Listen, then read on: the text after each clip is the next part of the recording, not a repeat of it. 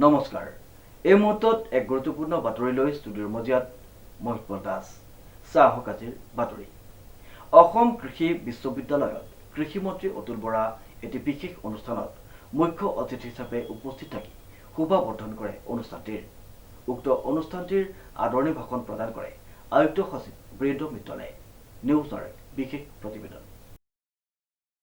অসম কৃষি বিশ্ববিদ্যালয়ত কৃষিমন্ত্ৰী অতুল বৰা কৃষক উৎপাদক সংস্থাৰ সন্মিলনত অংশগ্ৰহণ। অসম কৃষি বিশ্ববিদ্যালয়ৰ কনভেনশ্যন চেণ্টাৰৰ আধাৰশিলা স্থাপন। উজনি অসম আৰু উত্তৰ অসম প্ৰান্তৰ জিলাসমূহ সামৰি কৃষক উৎপাদক সংস্থা কৃষক উৎপাদক কোম্পানী সন্মিলন 2024 আজি অসম কৃষি বিশ্ববিদ্যালয়ত অনুষ্ঠিত হয়। অসম কৃষি বাণিজ্য আৰু গ্ৰাম্য ৰূপান্তৰকৰণ প্ৰকল্প আৰু অসম গ্ৰাম্য আন্তঃগাঁথনি আৰু কৃষি সেৱা সমিতি অৰ্থাৎ এৰিয়াছ ছ'চাইটিৰ যুটীয়া উদ্যোগত আয়োজিত সন্মিলনত কৃষিমন্ত্ৰী অতুল বৰা মুখ্য অতিথি হিচাপে উপস্থিত থাকে। আয়ুক্ত সচিব বীৰেন্দ্ৰ মিত্তলে আদৰণি ভাষণ প্ৰদান কৰা অনুষ্ঠানটোত বক্তব্য মন্ত্ৰীগৰাকীয়ে কয় যে কৃষি উৎপাদনৰ ওপৰত গ্ৰাম্য অৰ্থনীতি নিৰ্ভৰ। শেহতীয়াকৈ কেইটামান বছৰত কৃষি উৎপাদন বাঢ়িলেও কৃষকৰ পৰিৱৰ্তন চকুত পৰা হোৱা নাই। সেয়া হ'ব লাগিব। কৃষি উৎপাদন বৃদ্ধিৰ সমান্তৰালকৈ কৃষকৰ অৱস্থাৰ পৰিৱৰ্তন হ'ব লাগিব। শস্য চপোৱাৰ পাছত বিজ্ঞানসন্মত মজুতকৰণ তথা সামগ্ৰিক কৃষিৰ উত্তৰণ ঘটাব লাগিব। অসম চৰকাৰৰ কৃষি উৎপাদন আয়ুক্ত অৰুণা ৰাজৰিয়াই উদ্দেশ্য ব্যাখ্যা কৰা অনুষ্ঠানত অসম কৃষি বিশ্ববিদ্যালয়ৰ উপাচাৰ্য ডক্টৰ বিদ্যুৎ চন্দ্ৰ ডেকাই অসম কৃষি বিশ্ববিদ্যালয়ে উদ্ভাৱন কৰা নতুন শস্যৰ জাত আৰু প্ৰযুক্তিৰ ওপৰত পৰ্যালোচনা কৰে। এই সভাত সাংসদ কামাখ্যা প্ৰসাদ দাসৰ লগতে কৃষি উদ্যোগী মনোজ বসুমতাৰী আৰু আকাশজ্যোতি গগৈয়ে অংশগ্ৰহণ কৰে। এই সন্মিলনত 11খন জিলাৰ 2 শতাধিক কৃষক উৎপাদক সংস্থাৰ প্ৰতিনিধিয়ে অংশগ্ৰহণ কৰে।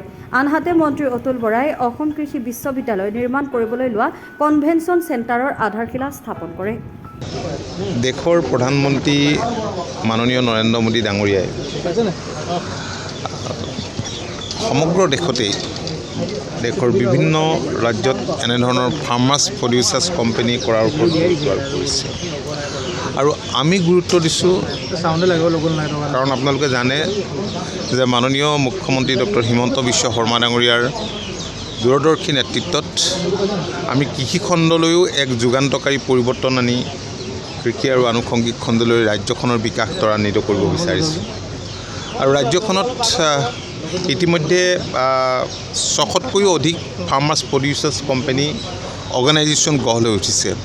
তাত নাবাৰ্ডৰ আছে, এপাৰ্থৰ আছে, নেৰামেকৰ আছে, বিভিন্ন সংস্থাৰ আৰু লগতে আমাৰ RKVY MOVCDৰ বেলেগ বেলেগ স্কিমৰ ফাৰ্মাৰ্ছ প্ৰডিউচাৰ্ছ কোম্পানী আছে আৰু সেই ফাৰ্মাৰ্ছ প্ৰডিউচাৰ্ছ কোম্পানী সকলোখিনিকে যাতে আমি খুব সক্ৰিয় কৰি তুলিব পাৰোঁ কাৰণ কিছুমান অতি সক্ৰিয় হৈছে যাৰ কাৰণে আজি সংগঠিত ৰূপত কৃষকসকলে কাম কৰাৰ সুবিধা পাইছে আৰু আমাৰ ৰাজ্যখনৰ যিহেতু খেতিয়কসকল উপান্ত খেতিয়ক কালেক্টিভলি ক্লাষ্টাৰ ভিত্তিত যদি খেতি কৰা যায় তেতিয়াহ'লে কৃষিকৰ্মত তেওঁলোকক যদি নিয়োজিত কৰোৱাব পৰা যায় তেতিয়াহ'লে উপকৃত হ'ব কাৰণ এতিয়া আমি নতুন কৃষি যান্ত্ৰিকীকৰণৰ কথা পাইছোঁ, তথ্য প্ৰযুক্তিৰ কথা কৈছোঁ।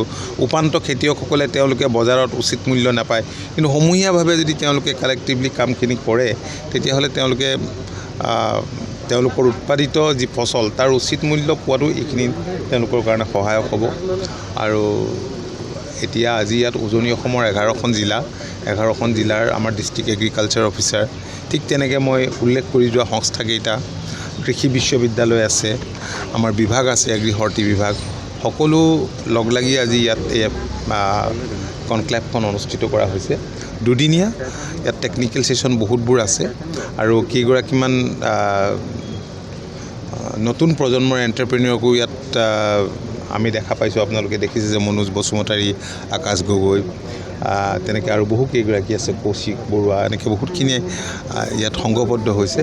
মই ভাবোঁ যে এই দুদিনীয়া যি আমাৰ কনক্লেভ হ'ব ইয়াৰ পৰা আমাৰ কৃষকসকল উপকৃত হ'ব আৰু কৃষি ক্ষেত্ৰখনলৈ আৰু আমি ৰূপান্তৰ আনিবলৈ সক্ষম হ'ম। ছাৰ, অসম পশু চিকিৎসা আৰু মীন বিশ্ববিদ্যালয়ৰ যি বিধেয়ক সেই বিধেয়কৰ আধাৰত অসম কৃষি বিশ্ববিদ্যালয় বিভাজিত হ'লে কৃষকসকলৰ কি লাভৱান হ'ব? চাওক, অসম যিখন এতিয়া পশু চিকিৎসা বিজ্ঞান মহাবিদ্যালয় আছে এইটো স্বাধীনতাৰ পিছতেই নগাঁৱত আছিল, তাৰ পৰা গুৱাহাটীলৈ শ্বিফ্ট হ'ল আৰু কৃষি বিশ্ববিদ্যালয়ৰ লগত একেলগে কাম কাজ কৰি আছিল। আপোনালোকে দেখিছে যে এনিমেল হাজবেণ্ডেৰী ভেটেনেৰী ছেক্টৰটোকো এতিয়া ভাৰত চৰকাৰে সমানে গুৰুত্ব দিছে, যিটো ছেক্টৰৰ জৰিয়তে ইনকম কৰাৰ প্ৰচুৰ সম্ভাৱনা আছে। একোতো অসুবিধা নহয়, এইখন ইউনিভাৰ্চিটি পুৰণা ইউনিভাৰ্চিটি, এটা সুনাম আছে। গতিকে ডেফিনেটলি মই ভাবোঁ যে আমি ইয়াৰ কাৰণে কোনো অসুবিধা ডেফিনেটলি নহয়। গুৱাহাটীৰ কাষতে থকা সোণাপুৰত শান্তিপূৰ্ণভাৱে 3 দিন ধৰি ট্ৰাইবেল ব্লকৰ মাটি বেদখলমুক্ত কৰা হৈছিল আৰু এটা বিশেষ ৰাজনৈতিক দলে যেতিয়া মন্তব্য প্ৰকাশ কৰিছিল, তাৰপিছত আৰক্ষী প্ৰশাসন আৰু উচ্চপদস্থ বিষয়াসকলক আক্ৰমণ কৰা হ'ল। এই সন্দৰ্ভত কি ক'ব? এইটো এটা কনস্পিৰেচি।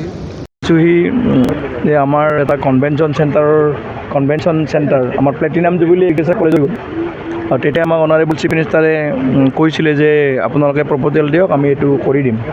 গতিকে অনাৰেবল মিনিষ্টাৰে আমাক জব দিলে, আলটিমেটলি হৈ গ'ল। এতিয়া আজিৰ পৰা আমাৰ কাম 4 দিনমান আগৰ পৰাই হৈ গ'ল। আজি অনাৰেবল মিনিষ্টাৰ ছাৰে কৰিলে। এইটো আমাৰ ফেচিলিটি এনেকুৱা ফেচিলিটি হ'ব যে ছিংগল উইণ্ড' ছিষ্টেমত, মানে একেটা হলৰ আণ্ডাৰতেই এটা অডিটৰিয়াম থাকিব 350 চিটাৰৰ, এটা এছলি থাকিব 100 আৰু এটা কনফাৰেঞ্চ ৰুম থাকিব 50 চিটাৰ আৰু দুইফালে লিফ্ট থাকিব আৰু লাউঞ্জ ট্ৰেইনিংবিলাক পিছফালে হ'ব আৰু এইটো বিল্ডিং হ'ব। এইটো মানে বৰ্তমান ইয়াত অফিচিয়েল গ্ৰীণ বিল্ডিঙৰ কনচেপ্টটো যোৰহাটত অহা নাই, প্ৰথম এইটো হ'ব। এইটো মানে গোটেই চলাৰ অপাৰেটেড হ'ব, গোটেই ফেচিলিটিজো খুব ভাল হ'ব আৰু এইটো আমি যেতিয়া হৈ যাব আমাৰ যোৰহাটৰ বহুত সমস্যাৰ আমাৰ সমাধান হৈ যাব। এনেও আমাৰ তাত বহুত অডিটৰিয়ামটো আমাৰ খালী নাথাকেই, কিন্তু অডিটৰিয়ামত কি হয়, আমি বহুত সময়ত কি 4-5টা হল তেলো একেলগে আমি দিব নোৱাৰোঁ। সেইকাৰণে আমি এইটো মানে প্লেন এটা কৰিছিলোঁ। এইটো টোটেল প্ৰজেক্ট আমাৰ কষ্ট অলমষ্ট 16 crores, কিন্তু ফাৰ্ষ্ট ফেজত আমাৰ 9 crores।